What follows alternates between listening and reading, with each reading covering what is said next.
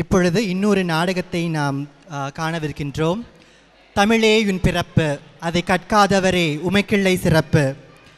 தமிழ் மொழியின் முக்கியத்துவத்தை நாட்டிற்கு எடுத்துக்காட்டாக அமைக்கவிருக்கிறது அடுத்த நாடகம். இந்த நாடகத்தை படைக்க நம்முடைய மாணவர்கள் சிவரஞ்சினி, கவின், நதியா, மோகன சரஸ்வதி, சிவகாமி, அபாரஜித் மற்றும் கிஷன்ராஜ் அவர்கள் இந்த நாடகத்தை படைக்கவுள்ளார்கள்.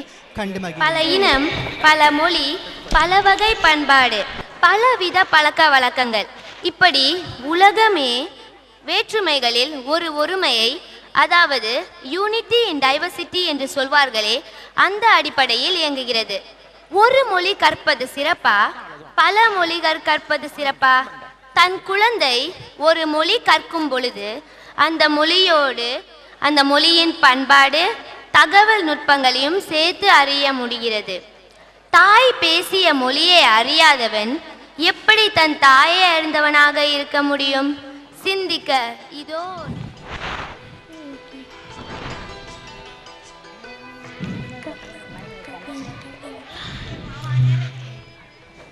Ada baca surat khabar tak? Ada.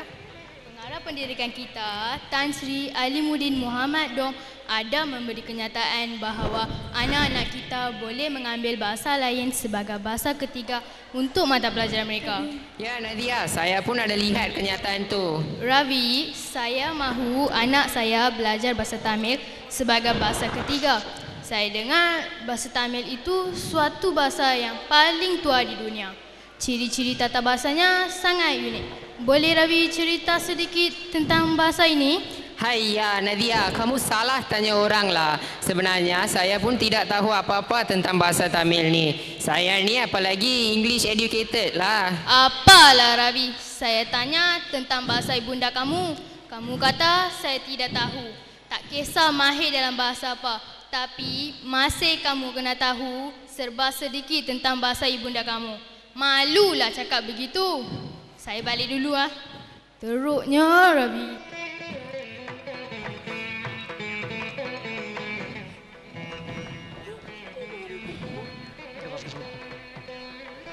வணக்கம் ரவி, ஏன் இங்க உட்காந்துருக்கீங்க?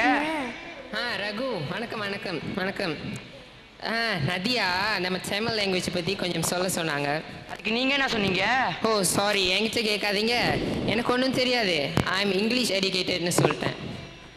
ஒரு தமிழை தாய்மொழியாக பேசுகிற நீங்கள் அதை பற்றி ஒன்றும் தெரியாது சொல்லுவது நமக்கு அவமானம் இல்லையா? That's just language, medium of communication. What's so big deal? It is great humiliation. Hey, come on, please. You should pronounce it as humiliation, okay? Not humiliation. Mr. Ravi. ஆங்கிலத்தில் ஒரு உச்சரிப்பு தப்புன்னு தெரிஞ்ச உடனே திருத்த நினைக்கிற நீங்க ஏன் உங்க தாய்மொழியாக தமிழ் மொழியை அறியாம அகற்ற ஒரு திருத்திக்க கூடாது? Okay, cool down, relax. I regret. Tamil உலகத்திலே ஒரு பழைய மொழி and it is very unique in its grammar. அப்படின்னு ஒரு மலாய்க்காரர் வந்து சொல்லி தான் எனக்கே தெரியுது. Tell me, where can I get all these informations and how old is our Tamil language? Ravi, Tamil உலகில் பேசப்பட்ட முதல் மொழிகள் ஒன்று என்று சொன்னால்? Is there any evidence? Who are the promoters? பலர் இதை பற்றி கூறியிருந்தாலும் ஒரு அறிவியல், மொழியியல், சமுதாயவியல் அணுகுமுறையில் தெளிவாக தொகுத்து கொடுத்தவர் தேவநேய பாவாணர் தான். ஓ, தேவநேய பாவாணர். Who's that? யார் அவர்? 23 மொழிகளை கற்று தேர்ந்து தமிழர்களுக்கு மொழியையும் மதத்தையும் மீண்டும் உயிர்ப்பிக்க முயன்ற ஒரு மிகச்சிறந்த மொழியறிஞர். தாய்வெளி மதம், கிறித்துவம், லத்தீன், சமஸ்கிருதம் இப்படி பல மொழிகள் கற்ற மேதை. தமிழ் ஒரு இயற்கை மொழி என்று உலகுக்கு மொழி, சமுதாயம் என்ற அறிவியல் அணுகுமுறையில் உறுதி செய்தவர். இறக்கும் பொழுது ஒரு சிறந்த தமிழறிஞர் என்ற முத்திரையோடு இருந்தவர் தேவநேய பாவாணர். தாய்மொழியையும் அதே வேளையில் வேறு ஒரு மொழிகளை கற்பதாலும் ஒரு மிகச்சிறந்த சிந்தனையாளரை உருவாக்கலாம் என்று பாவாணர் சொல்லுவார். She is right. சில்ட்ரனுக்கு மல்டி லாங்குவேஜை லேர்ன் பண்ணுற ஸ்கில்ஸ் இருக்குன்னு சயின்ஸ் சொல்லுது. அதை இப்போ உள்ள பெற்றோர்கள் அந்த மாதிரி தெரியல. குழந்தைகள் கூடுதலாக ஒரு மொழி, குறிப்பாக தமிழர்கள் அவங்க தாய்மொழியை படிக்க வைக்கிறதுக்கு ஏன் இவ்வளோ தயக்கம் காட்டுறாங்க? தாழ்வு மனப்பான்மையோ? You mean inferiority complex? அறியாமையோ? You mean ignorance? Tamil அருமை உணராத காரணமோ? You mean they did not realize the significance of Tamil language?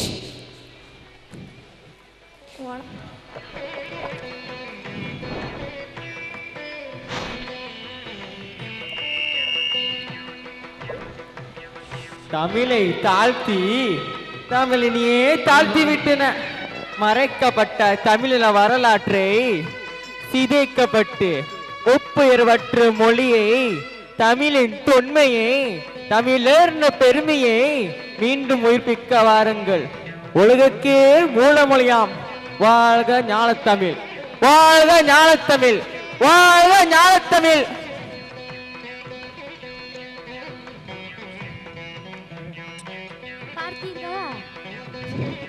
மற்றவர்கள் சொல்லி நமக்கு தன்மானம் வரக்கூடாது.